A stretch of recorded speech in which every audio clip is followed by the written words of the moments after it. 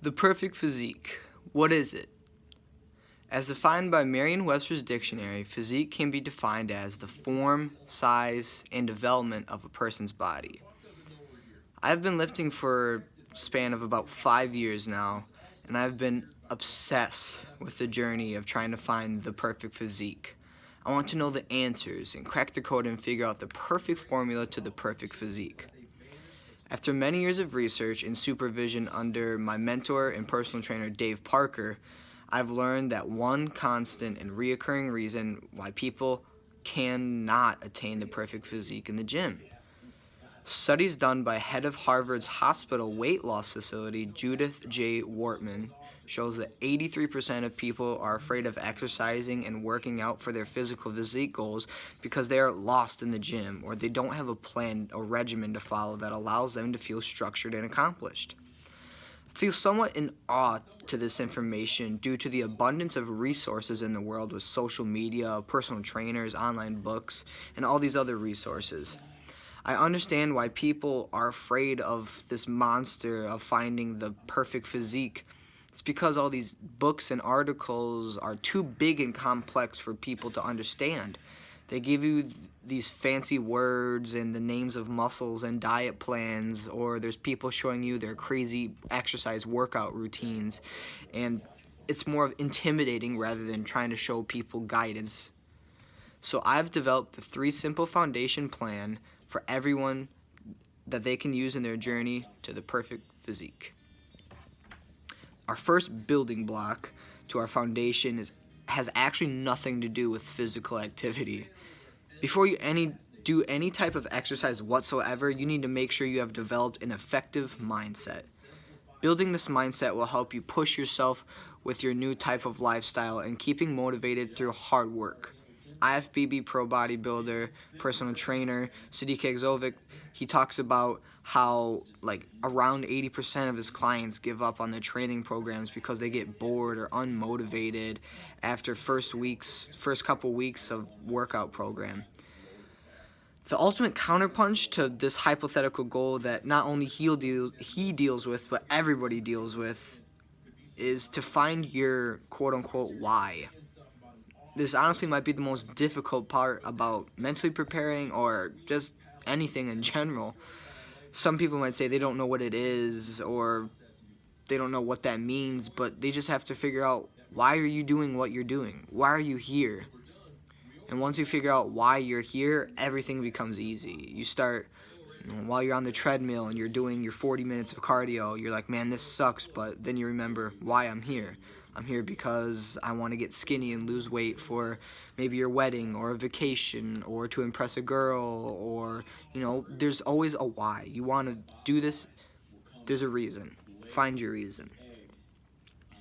Second part of your mentally preparing stage is that you need to set goals. Now, that sounds simple, but there's a little more to it. A common mistake is that people set just big goals. They'll set 4 years down the road, they want to be ginormous big biceps, they want to be bulky or lose 100 pounds and have these big goals that's really hard for people to accomplish.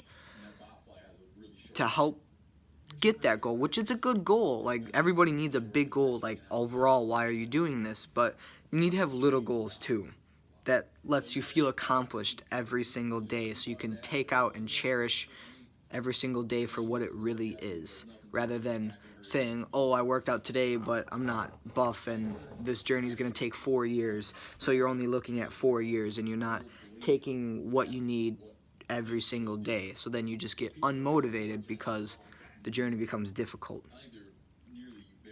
And finally, you need to realize that this journey, just like setting your goals, it's going to be hard. It's not going to be easy. There's going to be ups and downs and curves and all these different kinds of bumps. Maybe you'll get injured, maybe something's going to happen, maybe you have to take a break for a little bit, because we don't all get paid to go work out. You have a job, there's stuff you have to do, but it's a process, and you need to have fun while doing it because you need to know that you're getting one step closer to your ultimate physique goal, and that's exciting. Alright, finally, our second building block foundation, which is our exercise.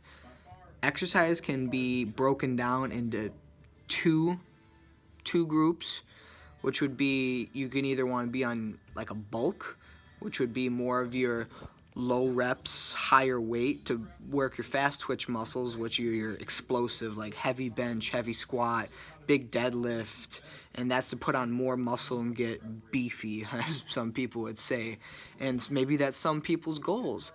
So doing that, you'd have to go from maybe like 75 to 100% of your max and go smaller reps, low volume. So this would, like I said, involve your compound movements that works more than one muscle, so your bench press, your deadlift, and your squats. Now on the opposite side of the spectrum, someone wanted to get more toned and increase their muscle definition, they have to do the opposite, which they already have their mass, but now they need to cut out that excess calories, and they need to go into more of a calorie deficit and tone the muscles that they already have, building definition and slimming down. This would mean they would have to go more volume, more reps, more sets, but lower weight, which would be like 25 to 75% of your max, and this can range anywhere from 15 or 10 to 25 reps. You're just working to get that muscle definition tone, so it's popping and it's like lively. Third, our final foundation, diet. And it is not as difficult as people make it out to be, but it's hard. It's very difficult, but it's attainable. And there's things that I think I should bring up to you that every person should know.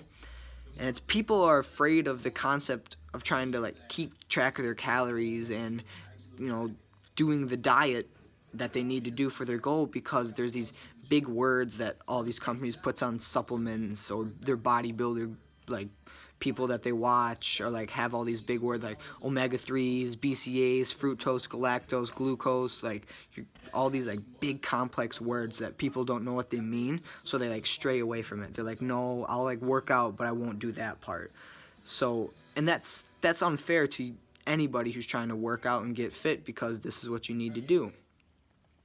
So you can break down your diet into 3 small parts. Your macros is what they're called, so they're your fat, your carbohydrates, and your protein. Your fats and your carbohydrates are put into similar groups because they're energy storage. They want to get through and give you carbs and nutrients. They're extra like stored. They don't want to take them, so they're going to be stored fat, and they're just going to be energy, so you're going to want to use them before your workout so you have energy for it, and then you don't have excess fat and those carbohydrates that sit in your gut and can get stored as fat.